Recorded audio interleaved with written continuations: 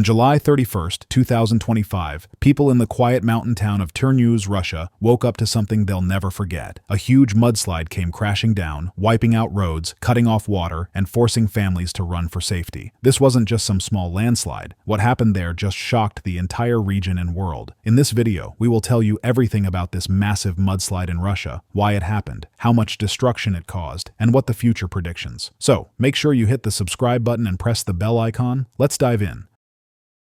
The day everything changed. On July 31st, life in Tyrnyauz turned upside down within hours. Heavy rain had been falling since the morning, and by the afternoon, it became relentless. People in the area were used to rain, but this was different. The downpour was so intense that the Gerkhozhan-Su River, running down from Mount Elbrus, began to swell dangerously. Then it happened. A massive mudflow tore down from the mountains, carrying mud, rocks, and debris straight into the town. The rain didn't just create water runoff, it loosened the ground itself, and the moving earth crashed through streets, covering sidewalks, swallowing cars, and breaking through anything in its way. Videos taken by locals spread quickly online, and they were hard to watch. Так, вот то, про что я говорил. Река очень сильно поднялась. Thick, dark mud rushed through barriers like they were made of paper, spreading across neighborhoods in seconds.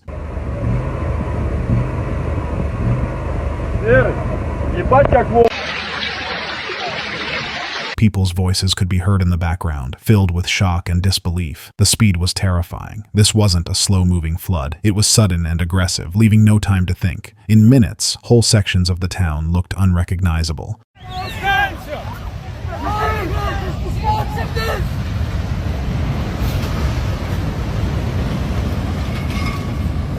Authorities moved in fast. Emergency teams started evacuating people from the worst-hit areas. Around 372 residents were taken to safer places, and many had to leave their homes with almost nothing. Some had less than 5 minutes to grab whatever they could. The mudslide also smashed parts of the town's water supply system, cutting off clean water for about 3,000 people.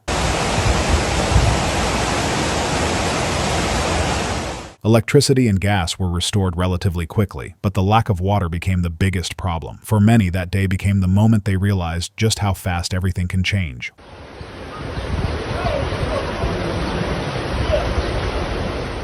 One minute, life is normal, the next, you're running to safety.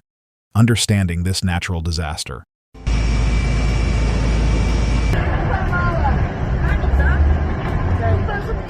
This wasn't just bad luck. Tyrnyauz sits in the Elbrus district of Kabardino-Balkaria, an area known for its steep mountain slopes and unstable ground. The geography makes it beautiful but also dangerous. The region has always been at risk for mudslides, and when heavy rain falls in short bursts, it's a recipe for disaster. On July 31st, the rain was extreme. The soil on the slopes above the town was already loose from previous rains, and the vegetation wasn't enough to hold it in place. As more water soaked in, the ground gave way. The mud and rocks didn't just slide, they accelerated down the slopes, funneled by the Gerkhozhan-Su River valley.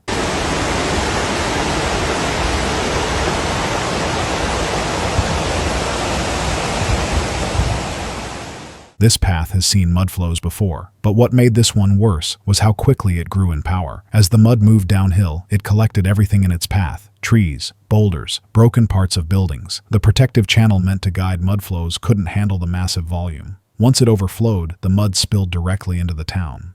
The key danger with mudslides is their speed. Unlike floods that build up over hours, mudslides can strike in minutes. In this case, the steep slopes and unstable ground created the perfect conditions for exactly that kind of fast, destructive event.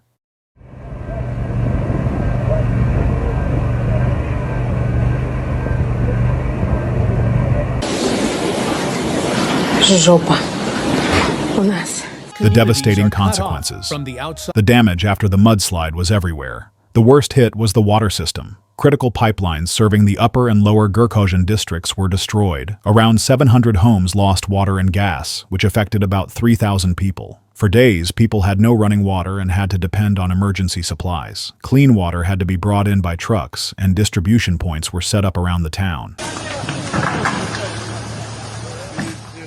Transportation also took a huge hit. The mudslide damaged bridge supports on the main highway connecting to the Elbrus resort. This highway is more than just a tourist route. It's the lifeline for communities in the area. Closing it meant not just fewer visitors, but also delays for deliveries, supplies, and emergency help. Engineers had to check every damaged section before reopening, so the closure lasted much longer than people hoped. Even though no large number of lives were lost, the impact on people was massive. Shelters were opened in schools and sports centers. Around 300 people stayed there at the peak of the crisis, some for several nights. Families, especially with kids, were under constant stress, not knowing if they could return home or if more mudslides were coming. Businesses also suffered. Tourism slowed, and local shops saw fewer customers because people were either displaced or focused on survival. The disaster didn't just leave physical damage, it disrupted the entire rhythm of life in Tyrnyauz.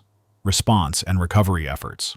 As soon as the mudslide hit, the Elbrus Municipal District declared a state of emergency. Every available team was sent to clear debris, check for trapped residents, and get services back up. Clearing mud wasn't simple. In some places, it was so thick that heavy machinery had to work for hours just to clear a single street. The top priority was water. Without it, people couldn't cook, clean, or even drink safely. Tanker trucks started delivering water to neighborhoods, and residents lined up with bottles, buckets, and any containers they could find. Distribution points were organized near public places like the mosque to make sure everyone could get at least the basics. But recovery wasn't straightforward. Weather forecasts warned of more heavy rain, and the Ministry of Emergency Situations issued alerts for August 5th and 6th. This meant that some people couldn't return home right away, even if their houses were safe. The risk of another mudslide was too high. Engineers also had to work carefully on repairing the damaged highway bridge. It wasn't just about clearing the road. They had to make sure it could safely carry traffic again, and that took time.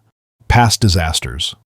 For the people of Tyrnyauz, this mudslide wasn't a one-time tragedy. The area has a long history of similar disasters. Mudslides hit in 1960, 1961, 1962, 1977, 1999, and in 1987, 2000, the last being one of the most devastating in the town's history. That event killed 8 people and destroyed part of a 9-story building. The damage was so severe that the town was nicknamed the Caucasian Venice because boats were the only way to move around in some places. A dam of mud and debris blocked the Gerkhozhan-Su River, creating a lake that stayed for 2 months. In some areas, the deposits of mud were 18 meters deep. Even more worrying, just 2 weeks before the July 31st disaster, a smaller mudslide had already damaged infrastructure in the region, destroying a bridge and leaving tourists stranded. Experts have repeatedly warned about the risks. The combination of steep slopes, loose soil, and unpredictable rainfall makes the region highly vulnerable. Climate change could be making things worse by increasing the intensity of storms. Over the years, specialists have suggested building stronger mudflow channels, improving early warning systems, and keeping construction away from high-risk zones. But these steps haven't been fully implemented. As a result, the town remains stuck in a cycle. Disaster hits, repairs are made, people move on, and then another disaster comes. For residents, it's a constant reminder that living in a place of such beauty comes with a cost, and the risk is never far away. So, what do you think? Can towns like Tyrnyauz ever be fully safe from disasters like this, or is it something people will always have to live with? Share your thoughts in the comments, and don't forget to like this video and subscribe for amazing updates. Thanks for watching.